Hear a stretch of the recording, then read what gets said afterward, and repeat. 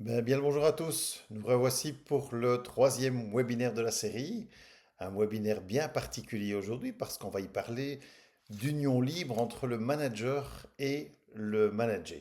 Alors des mots un peu forts pour essayer de comprendre ce qu'est en 2026 cette relation entre manager et manager. Je vous propose d'abord de passer par effectivement ce petit PowerPoint de support en vous souhaitant déjà une excellente soirée, un bon visionnement et surtout n'hésitez pas à nous donner vos commentaires parce que vous êtes à nouveau plus nombreux que la fois passée encore à suivre ce webinaire. Je vous rappelle rapidement ce que c'est aujourd'hui Happiness Consult. Donc Happiness Consult, c'est une société dans laquelle on se trouve à plusieurs, deux franchisés, Rosetta et Johan qu'on salue, Caroline et moi qui sommes les gérants de l'entreprise, et puis 15 partenaires avec lesquels on travaille régulièrement. On fait du présentiel et du digital. On a une très belle salle de formation de séminaire ici à Lamorménil dans les Ardennes en province de Luxembourg. C'est notre siège aussi de la société. Et en présentiel, on fait de la formation en inter et en intra, du coaching et de l'équi-coaching. C'est tout nouveau et c'est Caroline qui s'occupe de ça. Du conseil en management et des conférences. Et en digital, des formations en distanciel, des webinaires évidemment et des ateliers interactifs. Et puis, on a pas mal de ressources pédagogiques, notamment avec des petites capsules, 2 minutes pour, qui sont super intéressantes. Vous avez vu aussi que pour nous, la démarche RSE, c'est super important. On sait qu'on roule beaucoup pour aller à votre rencontre. On sait aussi que nous, on a envie de rendre à la nature ce qu'elle nous apporte. Et donc, on a un bel endroit pour pouvoir vivre correctement l'ensemble de nos formations et aussi la manière dont on fonctionne avec nos partenaires. L'idée, c'est qu'on puisse tous se trouver dans une relation la plus durable possible, ce que je vous souhaite d'ailleurs dans une relation manager-manager. Alors, pourquoi ce webinaire de ce soir?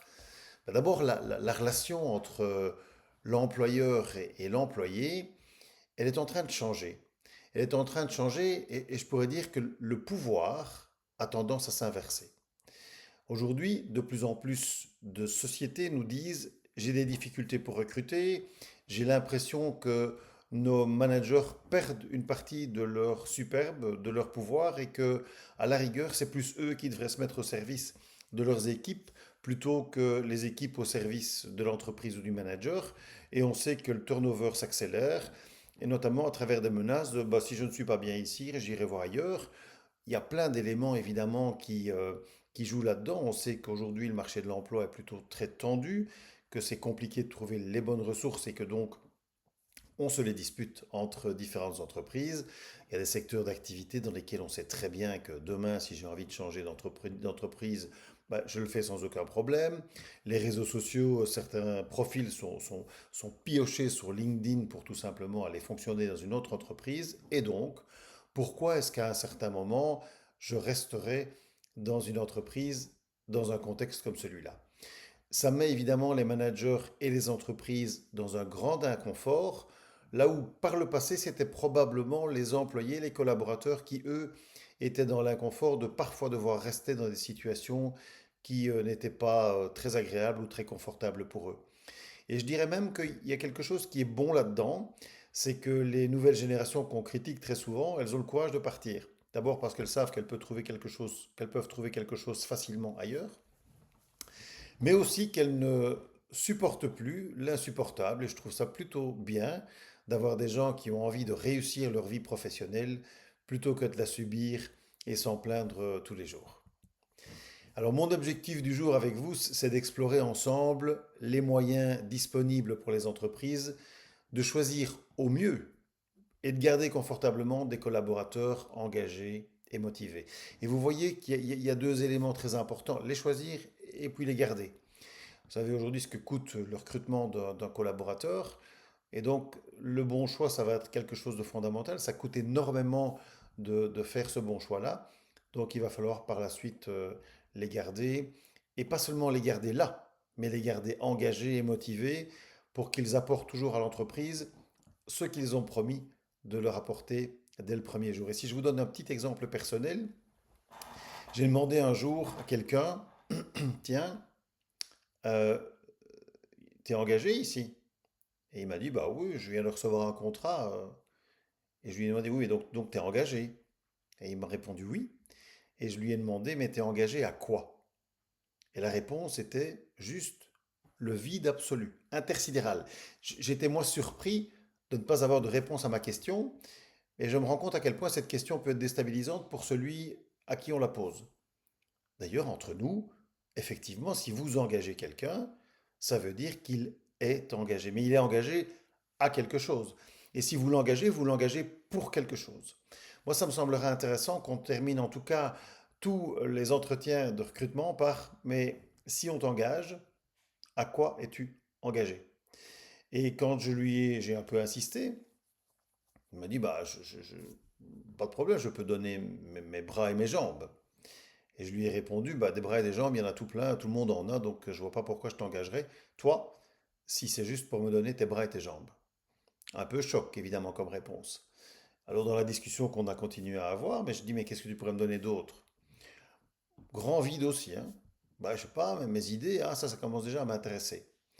Et aussi, dit-il, le fait que bah, je puisse collaborer avec mes collègues. Enfin, il y a un tas de trucs qui sont venus dans la conversation où, sans que je l'ai moi-même suggéré, ben, venait de la part de la personne en face de moi, ok, ça, c'est ce que je suis d'accord de donner à l'entreprise.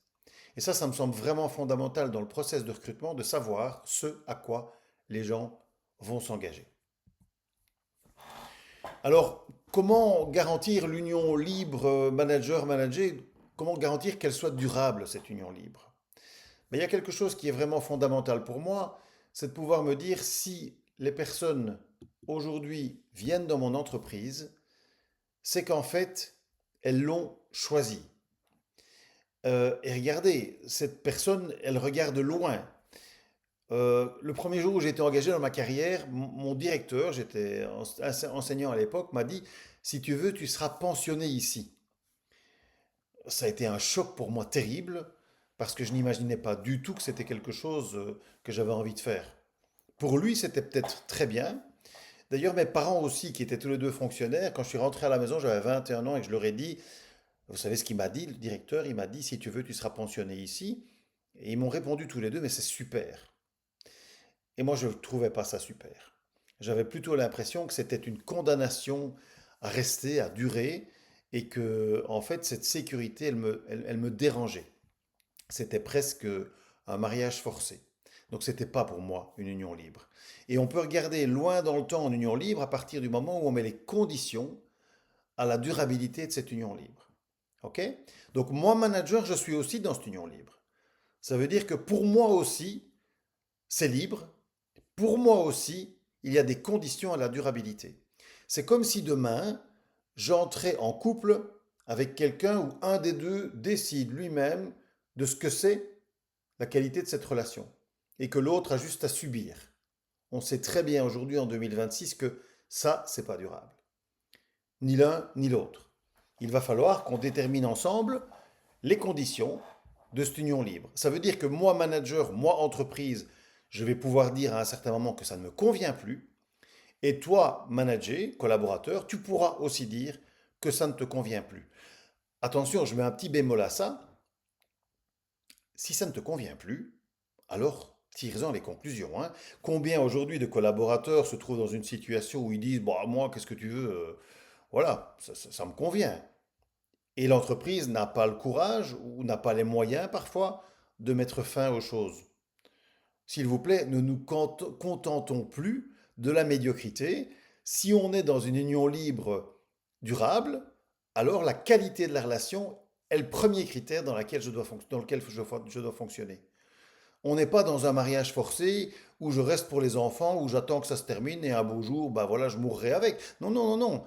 On est bien dans une union libre, on est en 2026 et donc, de part et d'autre, on a la liberté de dire stop à n'importe quel moment, de continuer à discuter les conditions de cette union libre pour qu'elle reste durable. C'est ça qu'on va regarder ensemble. Alors d'abord, union libre. Union libre, ça veut dire, pour moi, une vraie liberté d'action. Euh, je peux dire stop à n'importe quel moment, moi comme manager ou moi comme collaborateur, avec, comme je le disais tout à l'heure, un équilibre des pouvoirs et des responsabilités. C'est normal que comme manager, je puisse dire, puisque ça ne me convient plus, ben, je suis désolé, mets fin à notre collaboration. Si vous, vous êtes manager, que vous dites ça très fort dans votre entreprise et que vous n'êtes pas suivi par le haut de votre hiérarchie, probablement qu'il y a un problème. N'oubliez pas que vous aussi, comme manager, vous êtes dans une union libre avec votre entreprise, hein. Donc vous pouvez toujours tirer les conclusions de je ne me sens pas soutenu, qu'est-ce que je fais avec ça? Équilibre des pouvoirs et des responsabilités aussi pour le collaborateur, qui, s'il ne se plaît plus, ne remplit plus ses missions convenablement ou a d'autres ambitions, doit pouvoir se dire, moi, je prends mes responsabilités et je m'en vais. Cette union libre, évidemment, c'est un gros risque pour l'entreprise. L'histoire de la loyauté absolue à son employeur, voire même dans son couple à son conjoint, bah, c'est quelque chose de magnifique à partir du moment où ça tient. Mais aujourd'hui, puisqu'on va vers une union libre manager-manager, c'est clairement un risque important pour les entreprises de s'ouvrir à cette idée que, ben non, on ne restera pas juste par loyauté, ou on ne restera pas juste parce qu'on est là pour gagner de l'argent, ou on ne restera pas juste tout simplement parce que c'est à 2 minutes de la maison. Et si c'était le cas, alors on a un problème, parce que pour moi, ce n'est pas une bonne raison de fonctionner en entreprise, la distance avec mon domicile ou le montant que j'ai à recevoir pour percevoir mon salaire et donc rester pour m'empêcher de partir. Dans cette union libre, on va devoir adapter les comportements. Avant, je pouvais comme manager imposer mes vues et dire c'est comme ça et pas autrement et tu n'as pas le choix. Puisque je suis ton chef, je décide et tu fais ce que je te dis comme je te dis quand je te le dis. Mais de la part du collaborateur aussi, il pouvait toujours se plaindre de son chef. Bah, aujourd'hui, c'est terminé, quoi. Puisqu'on a un équilibre des pouvoirs, t'arrêtes de te plaindre, tu participes, tu donnes ton avis. Si ça ne te plaît plus, tu t'en vas. Et moi, à un certain moment, comme manager, si ça ne te plaît pas, je cherche avec toi des solutions. Je n'impose pas mon point de vue tout seul. Et nous sommes dans une relation qui a comme but de fonctionner ensemble pour longtemps.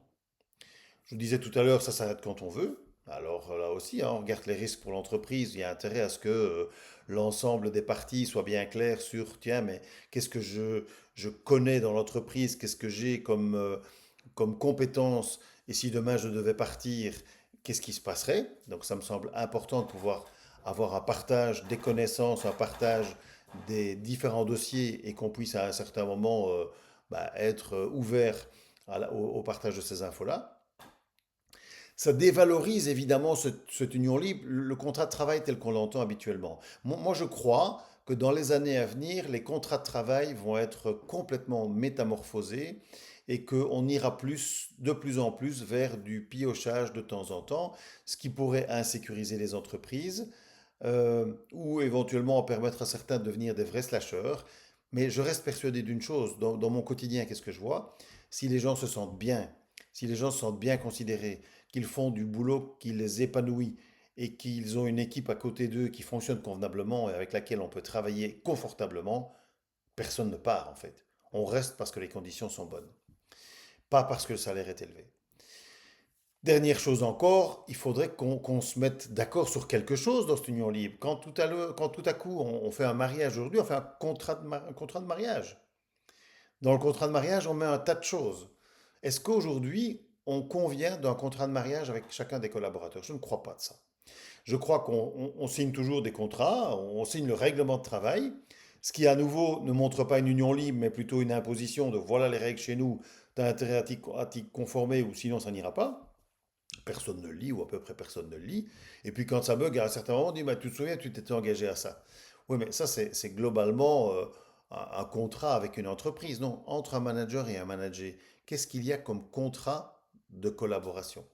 Et enfin, c'est un nouveau rapport au travail qui est pour moi non pas une mission, mais un lieu d'épanouissement dans lequel chacun apporte pendant un temps donné le meilleur de lui-même. C'est une union libre pour moi, c'est comme ça que je la définirais. Alors il y a un deuxième mot, la question de la durabilité. Ça doit être durable malgré l'évolution des choses et des gens. Si je refais le parallèle avec le couple, ben, on sait que les choses évoluent, on a des enfants qui grandissent, on a d'autres aspirations, on a de temps en temps des endroits où l'âge qu'on comprend qui fait qu'on a des aspirations différentes. Pourquoi est-ce que en matière de travail, ça ne pourrait pas être le cas non plus? Quand mon directeur me disait, si tu veux, tu seras pensionné ici, j'ai entendu aussi, dans la même fonction, avec le même type de classe et le même cadre. Et je me disais, mais en fait, il est en train de me dire, assieds-toi, prends un cigare et un verre de whisky et tu seras vite vieux. Moi, c'est ça que j'ai entendu. Donc pour moi, on doit pouvoir tenir compte des aspirations de chacun, de l'entreprise et du collaborateur, hein, parce qu'encore un tas de collaborateurs disent aujourd'hui, ah mais moi, j'ai pas été engagé pour ça. Mais en fait, tu sais quoi? Si on avait été engagé juste le jour A pour ce qu'on savait faire et que l'entreprise faisait le jour A, 20 ans après, l'entreprise, elle ne ressent plus du tout à ça. On fait plus du tout les mêmes choses et il y a des choses qui ont terriblement évolué. Si tu n'es pas capable d'évoluer avec l'entreprise, alors tu n'acceptes pas la durabilité parce que sinon ça veut dire que tu te condamnes toi-même à des tâches qu'on ne fait plus dans l'entreprise. L'IA, elle arrive, on sait qu'il y a un tas de choses qui ne se feront plus dans les entreprises. On sait que 75% des métiers d'aujourd'hui n'existeront plus demain. Ben alors, à un certain moment, il n'y a aucune durabilité si tu n'acceptes pas l'évolution des choses et des gens. Toujours en termes de durabilité, est-ce nécessaire que ça dure? Ça, c'est une question que j'ai envie de poser. Est-ce que c'est vraiment une absolue nécessité qu'on soit durablement dans une carrière totale de 45 ans dans une entreprise? D'autant que l'âge de la pension est en train de reculer. Ça veut dire que bientôt, je vais avoir des gens qui vont faire des carrières de 50 ans dans l'entreprise. Alors, je ne critique pas ceux qui font 50 ans dans une entreprise, mais probablement qui n'auront pas été ouvrir leur chakra ailleurs, qui ne se seront pas alimentés de ce qui se passe dans d'autres entreprises, d'autres fonctionnements. Et il y a une chose, moi, qui me titille pour le moment, c'est que je vois que dans les entreprises auparavant, on disait, ah, si tu es parti, tu ne peux plus revenir. C'est un choix que tu as fait, tu nous quittes, eh ben, tu quittes pour toujours. Je vois que de plus en plus d'entreprises sont en train de faire marche arrière et disent, bah, c'est pas parce que tu es allé voir ailleurs quelque part que tu ne peux pas revenir chez nous, parce que d'abord on te connaît, on sait comment tu fonctionnes, et probablement que tu es allé te nourrir de ce qui se passe ailleurs. Donc probablement que ça aussi c'est quelque chose d'intéressant. C'est pas nécessaire que ça dure. En tout cas, s'il vous plaît, que ça ne dure pas si c'est pas bon, soit du côté de l'entreprise ou du côté des collaborateurs. Et je vois encore un tas de managers ou un tas d'entreprises aujourd'hui qui attendent trop longtemps avant de mettre fin à quelque chose qui, au départ, n'est pas confortable. Si vous constatez que ça ne va pas, vous pouvez essayer une fois, deux fois, trois fois, cinq fois, mais n'attendez pas 10 ans pour dire à la personne que ça ne va pas et prendre les décisions qui s'imposent pour à un certain moment mettre fin aux choses. On n'est pas obligé d'en faire une espèce de mariage forcé qui doit durer toute la vie. En termes de durabilité, comment construire avec un risque permanent de rupture? Et ça, c'est super important. Je refais le lien avec nos couples. Ben, je sais que je suis exposé tous les jours à la rencontre d'une autre entreprise, d'un autre collègue, dans un business club quelque part, dans un lien LinkedIn. Oui, ça risque d'arriver. Et donc, dans ce cas-là, comment est-ce que je fais pour me garantir que si demain tu t'en vas, il y a des ressources nécessaires pour reprendre tes choses en main, notamment sur la garantie de continuité du service, sur la garantie de passation de l'information. Ça me semble quand même des choses super importantes. Par le passé, j'entendais des gens qui disaient, tu verras, moi, quand je serai parti, plus rien n'ira. D'abord, qui est faux d'ailleurs, hein, mais n'empêche, certaines entreprises ont parfois confié tellement de responsabilités, tellement de connaissances, tellement de pouvoir dans les mains de quelques personnes que le jour où elles s'en vont, en fait, c'est très très compliqué de rattraper la sauce. Donc s'il vous plaît, danger pour l'entreprise. Non, il faut qu'on partage les choses et que les gens puissent être totalement ouverts sur ce qu'ils font, comment ils le font, où ils stockent leurs infos et des choses pareilles. Est-ce que le job est un consommable comme les autres? Ben, je crois aujourd'hui que oui, ça devient un consommable comme les autres. On est dans une société d'hyperconsommation, c'est bien ou c'est mal, je ne jugerai pas de ça. Mais en tout cas, le job est devenu perçu comme cela, et c'est un état de fait, qu'on le veuille ou qu'on ne le veuille pas. Le job et la vie fait partie aujourd'hui des éléments consommables comme les autres.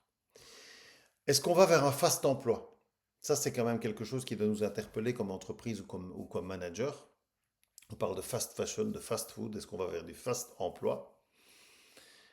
J'en ai peur. J'en ai peur, sauf si on peut se dire que c'est l'endroit où, comme à côté de ma famille, je me sens aussi sécurisé.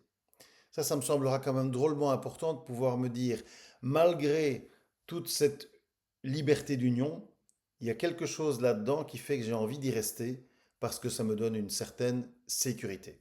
Comment est-ce qu'on sécurise les collaborateurs en tant que manager ou en tant qu'entreprise? Ben, il faudrait leur demander de quoi tu as besoin, toi, pour te sentir sécurisé chez nous. Ben, déjà d'avoir du feedback, ça tout le monde le sait aujourd'hui, mais encore nombreuses sont les entreprises qui n'en donnent pas ou les managers qui n'en donnent pas. Mais il y a encore un tas de gens que j'interpelle en demandant, tiens, est-ce que tu te vois plus près de la sortie, c'est-à-dire de te faire virer, ou plus près de la progression? Eh ben, il y a un tas de gens qui ne le savent pas du tout. Et ce n'est pas une question de ne pas vouloir y réfléchir, hein. Ils ne savent pas. Faut pas demander comme ils sont très insécurisés au quotidien. Alors ils travaillent, ils disent on verra, je ne sais pas. Non, non, moi, ce qui me semblera important en tant qu'entreprise, c'est d'évaluer cette durabilité, de questionner cette relation et cette union libre régulièrement pour se dire, tiens, où est-ce qu'on en est? Comment est-ce que tu te sens dans cette union libre, dans cette relation? Qu'est-ce qu'on peut faire pour encore améliorer les choses? Qu'est-ce qui te dérange aussi? Qu'est-ce qui te pose vraiment une difficulté ou qui te pousserait à partir? Pour qu'on puisse à un certain moment, en permanence, se poser cette bonne question-là, comme on le fait, je refais à nouveau le parallèle avec le couple, dans des couples qui durent, ben on se pose, quoi, on réfléchit, on prend le temps de se regarder le fonctionnement et pas simplement l'opérationnalité des choses. C'est pas parce que vous faites à manger tous les jours, vous vous occupez bien des enfants, que votre couple va durer. Il faudra qu'à un certain moment, il y ait encore c'est quelque chose qui fait que ben, on est unis pour quelque chose. Alors la différence avec le couple, c'est qu'on ne doit pas s'aimer avec une entreprise. Et il n'y a même pas d'amour. Donc c'est plus compliqué probablement encore de faire une relation d'union libre durable dans une entreprise que dans un couple. Et donc, on va devoir discuter des conditions de durabilité de notre union libre.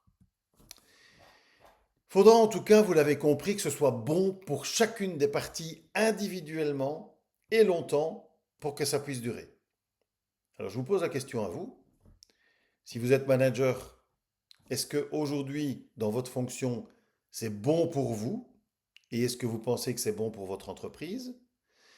Et je pose la question aussi à vous, managers, par rapport à vos managers. Est-ce que c'est bon pour vous, les relations que vous avez avec chacun de vos managers? Et est-ce que c'est bon pour eux individuellement? Alors, à mon avis, les réponses ne seraient pas aussi automatiques que oui, oui, oui, oui, oui. Bah, avec celui-là, oui, avec celui-là, je sais pas. Avec celle-là, ouais, c'est super. Ouais, avec celle-là, non, ça n'ira jamais. Donc en fait, probablement que si on se questionne déjà sur cet élément-là, aujourd'hui, on pourrait dire qu'il y a des facteurs de succès et des facteurs d'insuccès. Est-ce qu'on leur a déjà dit d'ailleurs que cette relation n'était pas confortable? Pas assez confortable que pour qu'elle soit durable. Et je parle bien de relation, hein, parce que fondamentalement, pour moi, la relation entre une entreprise et son collaborateur, c'est un duo. La relation entre un manager et chacun de ses collaborateurs, c'est une union libre, c'est un duo. Alors je vous propose tout simplement un petit outil, hein, vous savez qu'on a l'habitude de donner des outils, en vous disant, tiens, si on mesurait ça. Alors regardez, je vous propose tout simplement cette petite matrice très simple, avec une échelle graduée dans un sens en axe vertical et en axe horizontal. Et évidemment, soit je suis une entreprise, soit je suis un manager et je suis donc sur l'axe vertical et je vais me poser la question, est-ce que la relation que j'ai avec mon collaborateur, elle est bonne pour moi? Tiens, avec Cyril aujourd'hui, ma relation pour moi, est-ce qu'elle est bonne pour moi? Est-ce qu'elle est confortable pour moi? Est-ce qu'elle est satisfaisante et épanouissante pour moi? Manager, hein? Bah, 8 parce que Cyril donne du meilleur de lui-même, il est toujours présent, il donne de bonnes idées, on peut lui faire confiance. Enfin, ok, par exemple, ce genre de choses, 8. Et je pose la question à Cyril, et toi Cyril, est-ce que c'est bon pour toi comme collaborateur la relation que tu as avec moi? Et tu mettrais combien? Bah, si Cyril me dit 8 aussi, c'est bon. Et il me dirait peut-être bah, parce que tu me donnes souvent du feedback, les choses sont claires, tu es plutôt un manager présent, on peut te déranger, on peut te poser des questions, tu es toujours là pour nous soutenir, enfin, ce genre de choses. 8-8, waouh, magnifique. On est dans le succès garanti. Mais si on n'est pas dans le vert, dans le succès garanti, alors c'est qu'on est dans une des deux autres zones. Et je vous propose de jeter un petit coup d'œil sur ce qui pourrait se passer dans chacune des autres zones. Alors regardons un tout petit coup. Si je me trouve sur cette flèche-ci, ça veut dire qu'en fait, moi manager, je donne un maximum d'énergie pour compenser quelque chose qui ne me satisfait pas. Parce que ça veut dire que si je suis là, moi je suis à 8 et que je vois la personne euh, en bas qui dit moi je suis à 0. J'ai l'impression que je donne le meilleur, mais en fait la réponse c'est que la personne me dit mais moi c'est 0. Mais en fait vous savez quoi, si on est à cet endroit-là, on a un gros problème. Et il faudra se mettre autour de la table en disant qu'est-ce qu'on fait avec ça? Cette relation, c'est l'échec garanti. Moi, j'ai peut-être l'impression de donner le meilleur de moi-même, mais qu'en face de moi, j'ai quelqu'un qui ne donne rien. Ou ça pourrait être le contraire, la personne dit, moi, regardez, j'ai l'impression de donner le meilleur de moi-même, je suis super, c'est super bon pour moi, mais le manager, lui, en fait, il n'a pas bon. Ben, c'est quelqu'un qui, en fait, est dans la paix totale et qui se dit, moi, ici, je suis bien payé, bon, il me reste plus que 5 ans à faire, et le manager, il a beau faire tout ce qu'il veut, c'est pas confortable pour lui. Il y a juste un candidat collaborateur super confort et moi qui passe mon temps à essayer de faire tout ce que je peux, très inconfortable pour moi, je vais me trouver à 1. Ces deux flèches-là représentent effectivement des extrémités, soit un manager qui se fatigue à essayer de motiver quelqu'un qui ne l'est pas, soit un collaborateur super motivé qui en a marre d'être managé par une clette, comme on dit chez nous. Ok? Ça pourrait être ici. D'ailleurs, si trop longtemps on se trouve dans cette situation de ces deux flèches-là, on arrive probablement quelque part ici. C'est-à-dire que je laisse tomber, je dis moi de toute façon dans ces conditions, tu sais quoi, j'attends que le temps passe. J'en ai marre de me fatiguer, j'en ai marre de donner moi-même. Et en fait, tous les deux, on a bien compris qu'en fait, il n'y avait plus de relation et qu'on se disait, bah, on reste pour l'argent en fait. Pas pour les enfants ici, on reste pour l'argent. Moi, manager, je sais bien que je pourrais jamais être viré parce que ça coûte trop cher. Et moi, manager, de toute façon, il me reste que 5 ans à faire, qu'est-ce que tu vas faire contre moi? Mais combien d'entreprises, combien de situations dans les entreprises j'entends encore comme celle-là, hein? Tout simplement parce qu'on a attendu trop longtemps. Trop longtemps, on a été dans une de ces deux flèches-là et on n'a rien fait. On n'a pas pris conscience de ce truc-là, on ne l'a pas mesuré, et à un certain moment, tout le monde le sait, mais on n'en fait rien. Imaginons qu'on se trouve dans la flèche ici, dans l'orange. Bon, on est à 6, 5, là, vous voyez. Bon, c'est ni bon pour toi, ni bon pour moi, mais c'est pas tout à fait mauvais non plus. Mais en tout cas, en prendre conscience. Demander qu'on mette une croix à cet endroit-là, ça me semblera intéressant. Et qu'on garde ça ensemble. Et puis, si on est évidemment dans cette partie-là, on sait qu'à partir de, bah, on a dit tout à l'heure 8-8, mais à partir de 7-7, on commence à avoir du succès garanti. Mon objectif étant qu'on se trouve évidemment à cette flèche-ci qui nous donne la certitude. La certitude que c'est bon pour toi et pour moi. Attention, un tout petit bémol à ça. Évidemment, si vous avez quelqu'un en face de vous qui n'est pas honnête, qui n'est pas franc, ben on peut jouer longtemps à essayer de tourner en rond. Mais ça veut dire que moi, je pourrais directement, comme manager, venir dire, tu sais quoi, à partir du moment où j'ai l'impression que tu te fiches de tout et que tu me dis oui, que tu me dis que c'est bon pour toi juste pour avoir la paix, moi, je vais mettre 1 ou 0 parce que tu sais quoi, alors c'est pas confortable pour moi si je n'ai pas l'impression qu'on est dans la franchise. Ça veut dire qu'il va falloir avoir du courage, chacun, quand on aura identifié ce qui est bon pour moi et ce qui est bon, si c'est bon pour moi ou si c'est bon pour toi. Je reviens une minute sur mon cas précédent. Je vais vous demander avec cet outil-là d'aller vraiment au contact avec votre collaborateur, hein. Ça pourrait être le début magnifique d'un one-to-one. Voilà, qu'est-ce qui est bon, indique pour toi le niveau de bien-être dans notre relation, et moi je vais indiquer le niveau de bien-être. Est-ce que c'est bon pour moi? Si on est dans la zone orange ou la zone rouge, ben, qu'est-ce qu'il va falloir faire? Il va avoir du courage. Chacun a du pouvoir, moi en tant que manager, toi en tant que manager, tu as du pouvoir aussi. Mais reste à l'utiliser sans peur et dans le respect, hein. Ok? Ça va être important. Et on ne doit pas faire les mêmes choses. Qu'est-ce que va faire le manager? Il doit dire non, ça ne me convient plus. Le plus vite possible. Il doit recadrer. Il doit dire, mais ça, on s'était mis d'accord sur les conditions de notre bonne collaboration et je vois qu'aujourd'hui, ces conditions ne sont pas réunies, sont plus réunies. Pour moi, à un certain moment, ça doit changer. Il a le devoir, le courage de changer, c'est-à-dire changer d'endroit, changer de mission, changer d'équipe, changer de locaux, changer de contexte, changer tout ce que vous voulez. Mais en tout cas, je ne vais quand même pas laisser une situation dans l'état en sachant qu'elle est inconfortable pour moi ou pour toi. On va devoir changer quelque chose et qui, de mieux que moi, manager, ait la possibilité de faire changer quelque chose. Je dois avoir le courage de licencier quelqu'un. Oui, ce n'est pas grave de licencier quelqu'un à partir du moment où les conditions ne sont plus réunies pour que notre union libre soit durable. Moi, j'ai pas de problème avec ça. Ça ne fait pas de moi quelqu'un qui suis un traître. Mais non, à partir du moment où on avait décidé de quelque chose et que les conditions ne sont plus réunies pour que ce soit bon pour toi et pour moi, alors je vais devoir avoir le courage de faire quelque chose avec ça. Et si possible, le plus tôt possible, hein. Et en conscience aussi, parce que j'entendais quelqu'un l'autre jour qui venait d'être licencié, à qui on disait, tu sais pourquoi? Il répondait, ben non, on ne me l'a jamais dit. Et il apprenait le jour où il était licencié, tout le pourquoi on avait accumulé les choses. Enfin, c'est juste un scandale pour moi. Comment est-ce qu'il est possible de licencier quelqu'un sans lui donner des signes préalables de tiens, ça ne va pas, il va falloir quand même qu'on change quelque chose. Enfin, fondamentalement, si vous licenciez quelqu'un, il ne doit pas y avoir de surprise. La personne, elle doit être à peu près consciente de ce qui va se passer. Le courage de quoi? De réagir vite. Je pense que ça, c'est vraiment une des nécessités chez tous les managers, c'est de pouvoir dire, à partir du moment où il y a quelque chose, un tout petit quelque chose, un petit grain de sable qui fait que moi, c'est moins bon pour moi, je vais devoir réagir. Je vais devoir le dire le plus vite possible. Sinon, si je ne le dis pas, comment est-ce que la personne le saurait? Il n'y a aucune raison qu'elle se pose des questions puisque vous ne lui avez pas dit. Donc, tant que vous ne lui dites rien, c'est que tout va bien. D'accord? Ça me semble vraiment important de réagir le plus vite possible. Ça me semble aussi super important de voir, quoi, et de vous poser vous-même la question comme manager, est-ce que c'est bon pour moi? Est-ce que je suis encore clairvoyant par rapport à la personne qui est là? Est-ce que je vois ce qui se passe bien et ce qui se passe pas bien? Donc vraiment, aller regarder, quoi, aller au contact.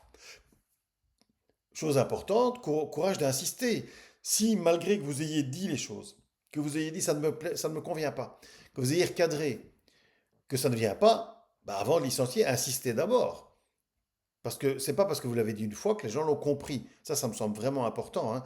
Peut-être que vous l'avez mal exprimé ou qu'ils se disent, ouais, de toute façon, il ne pourra rien m'arriver. Non, non, non, ça me semble important. Et en tout cas, de ne jamais accepter une situation qui soit inconfortable pour vous. Si elle est inconfortable, je plaide vraiment très très fort, que ce soit par rapport à votre entreprise ou par rapport à vos collaborateurs, pour que vous ne cessiez de ne pas accepter l'inconfort que ça génère.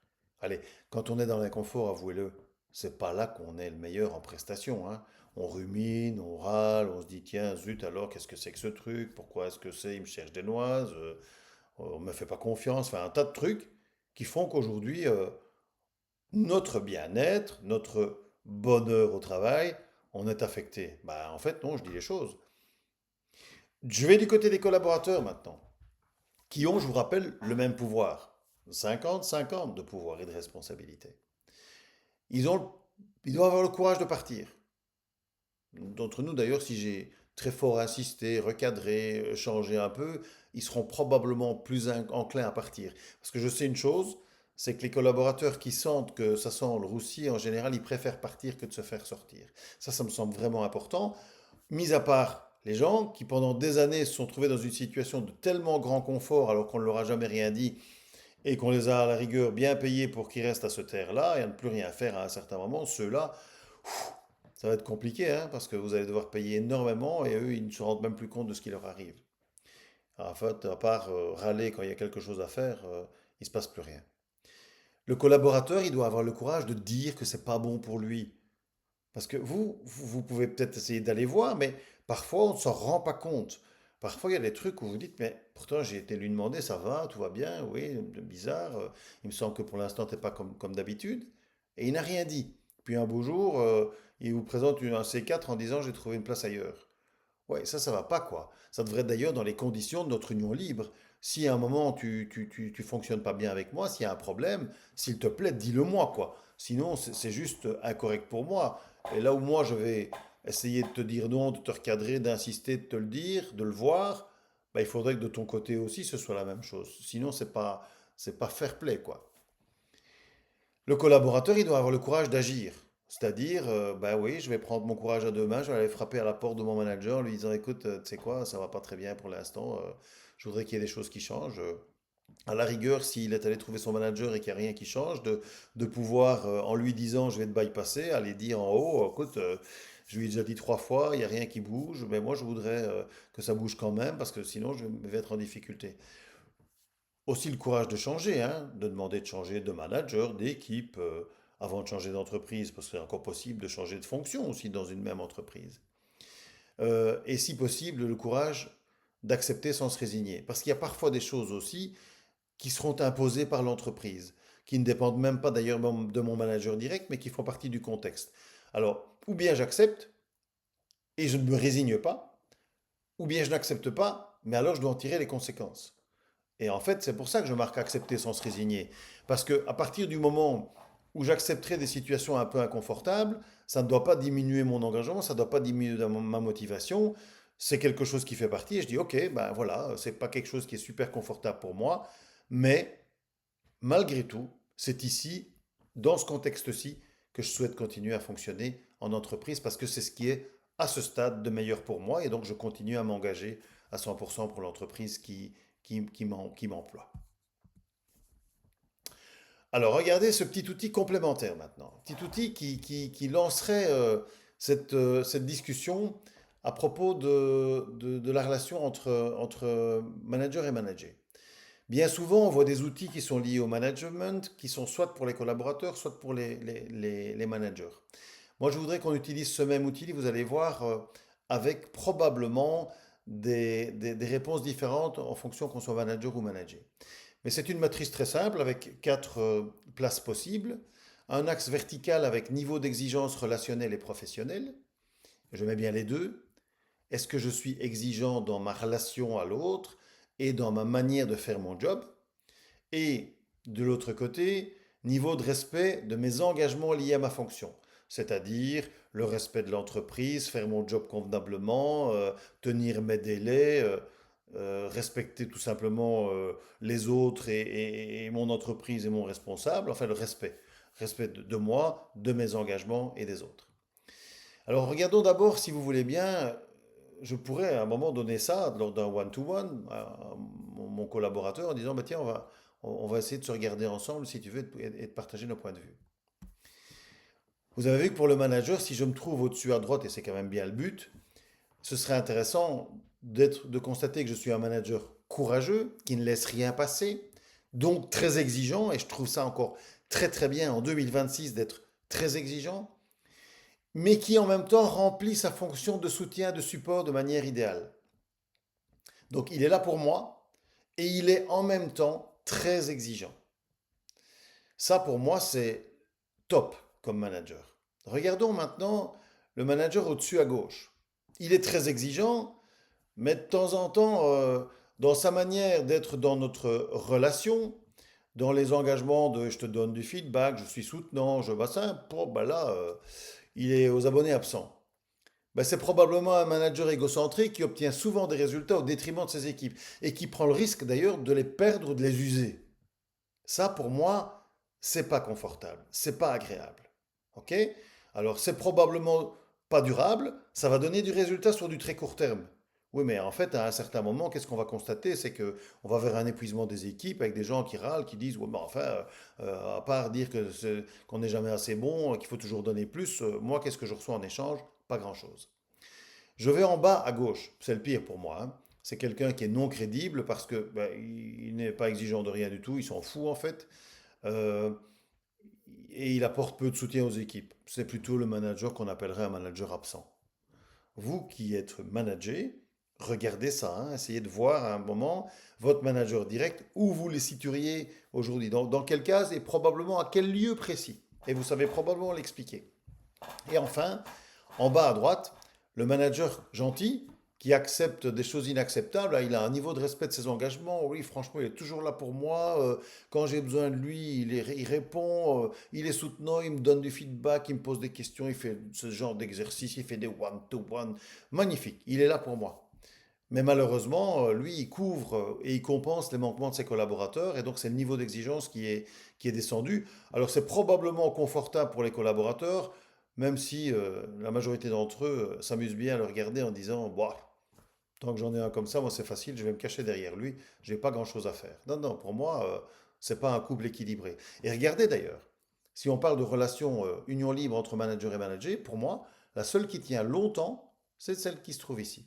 En tout cas, avec des managers qui se trouvent à cet endroit-là.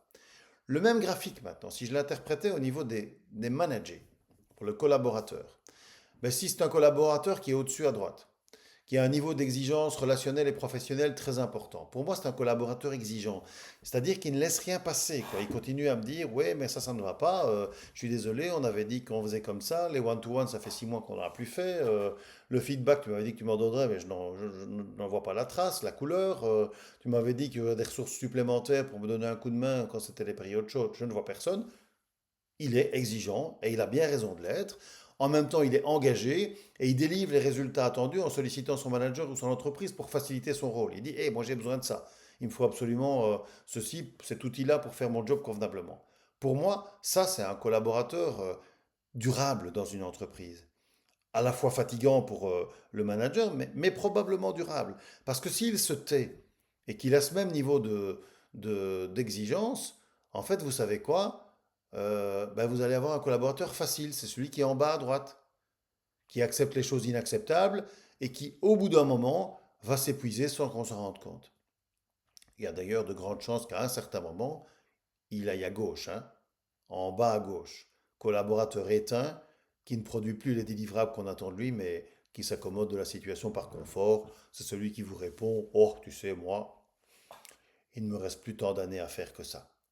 Mais quel drame, quoi. Parce que ça veut dire qu'à un certain moment, on a loupé quelque chose et que ce collaborateur qui, à un certain moment, avait rencontré vos faveurs parce que vous l'avez choisi dans l'entreprise, ou en tout cas l'entreprise l'a choisi, est complètement éteint et vous avez une espèce de, bah, je sais pas, personne qui est là tout simplement pour s'asseoir sur une chaise et attendre que la journée passe, que les années passent, qui n'est plus productif.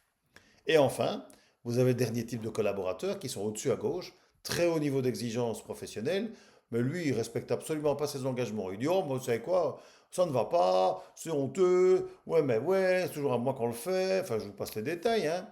Qui demande des chèques repas un peu plus haut tous les jours, qui voudrait une voiture de société, qui voudrait augmenter son salaire, mais lui, en fait, de l'autre côté, il est incapable de fournir ce qu'un manager lui demande. Ben, en fait, c'est tout à fait équilibré et ce ne sera pas durable. S'il vous plaît, vous avez vu que les deux endroits où on va se retrouver, c'est toujours au-dessus à droite, hein. Si vous êtes manager maintenant et que vous avez des collaborateurs dans votre équipe, je vous demande simplement de faire une petite chose pour chacun d'entre eux, essayez de les situer sur cette petite matrice-là. Et je vous propose tout simplement l'exercice suivant dans un one-to-one. Une première question. Au départ, vraiment de ce schéma-là, hein, donc on repart sur ce schéma-ci. Première question dans le one-to-one. Où est-ce que tu te situes, toi, en tant que collaborateur? Et je vais demander aussi à mon collaborateur, et où est-ce que tu me situes? On a donc un même outil, et on va mettre des points ou des croix aux endroits où lui me voit, où il se voit et où il me voit. Puis je ferai dans un deuxième temps, où est-ce que je me situe? OK? Et puis, où est-ce que tu me situes? On va poser ces questions-là. Petite erreur de ma part. Donc, où est-ce que tu te situes? Où est-ce que tu me situes? Où est-ce que je te situe? Où est-ce que tu te situes? OK? En fait, on aura pour chacun des collaborateurs 4 points. Ce que je vois de lui, ce qu'il voit de lui, ce que je vois de moi, ce qu'il voit de moi. Et qu'est-ce que ces points disent de notre relation? Ben, tout simplement, est-ce qu'on est dans une union libre positive, c'est-à-dire au-dessus à droite, ou est-ce que notre union libre est en danger? Si des points se trouvent à gauche, en bas, ou là tout à fait en bas à gauche, ou en bas à droite, alors c'est qu'on a un déséquilibre dans notre relation. Soit toi vis-à-vis de moi, soit tous les deux, on est en bas à gauche.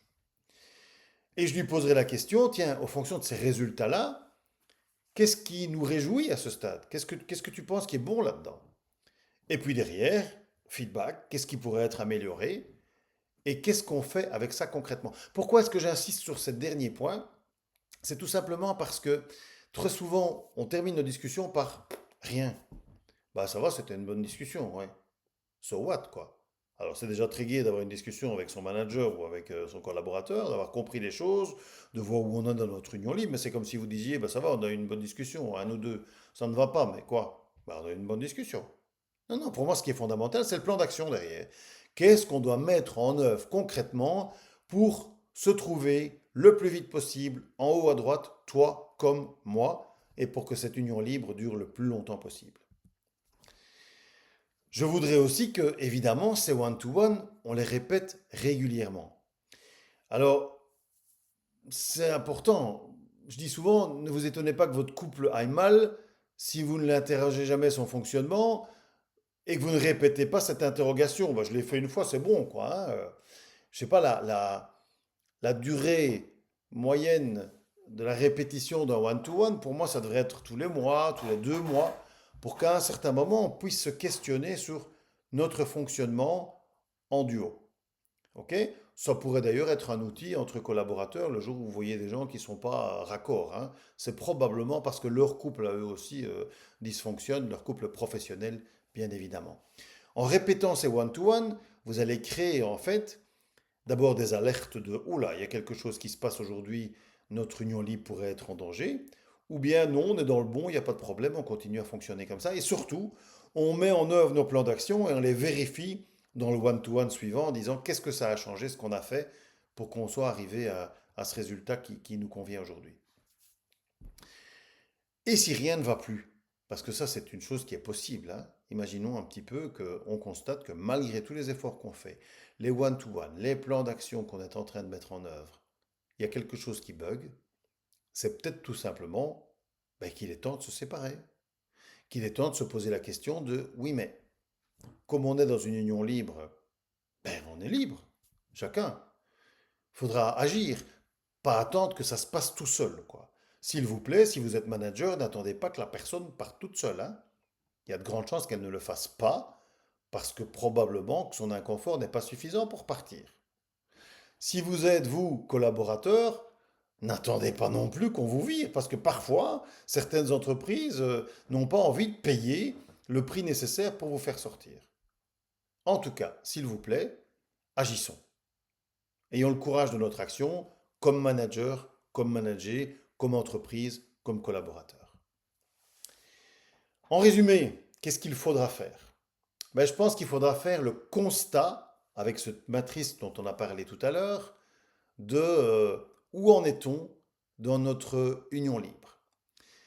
Il faudra pour moi envisager toutes les solutions possibles. Et s'il vous plaît, pas de langue de bois avec mes collaborateurs. Oui, ils peuvent entendre que si ça ne va pas, un jour, on va devoir se séparer.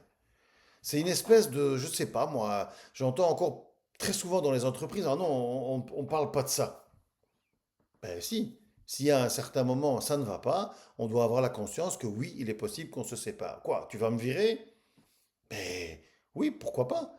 Si à un moment on ne trouve pas de fonctionnement correct l'un et l'autre, ce sera la solution ultime. Mais il y a encore un tas de choses à faire avant ça, essayer, transformer, changer, ce qu'on a dit tout à l'heure, changer d'équipe, de fonction, de rôle, d'action, de manager, je ne sais pas, parce que c'est peut-être à cause de moi qu'il y a un problème.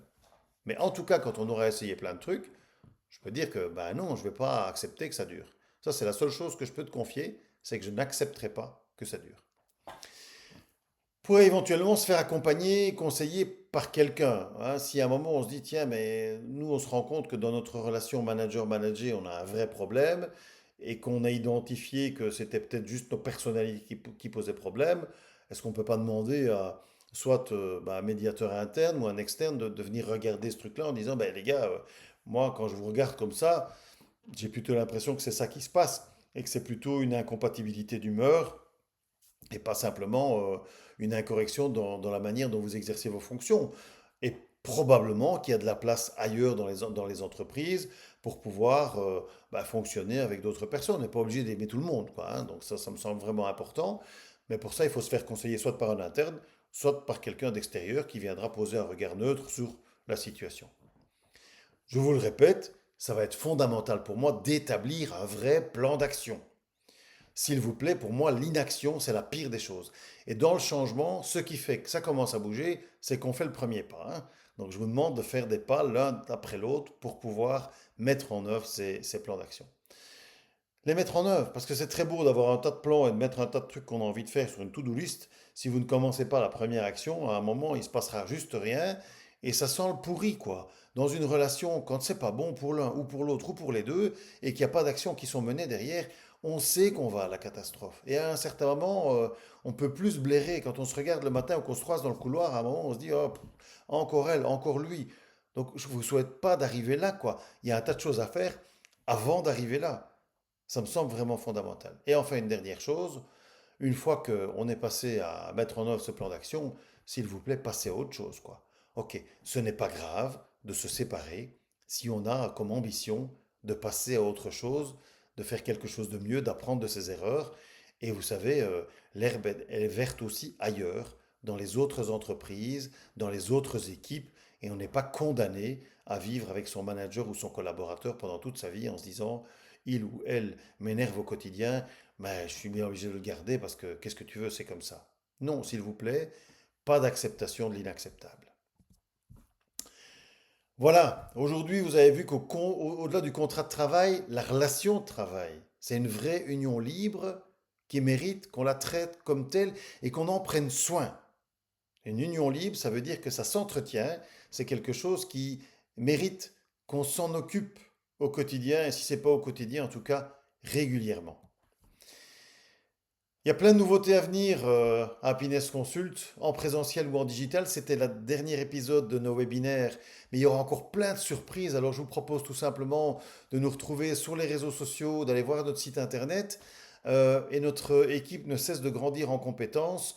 Surveillez bien les réseaux sociaux, vos emails, parce qu'il y a plein de bonnes choses qui vont vous arriver.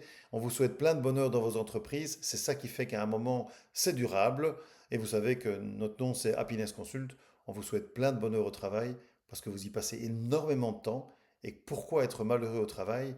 C'est vraiment trop débile, quoi. Le jour où vous serez pensionné, il ne faudra pas regretter d'avoir fait durer ça trop longtemps. Je vous souhaite une très bonne soirée, très bonne fin de soirée, et on se retrouve bien vite pour d'autres aventures.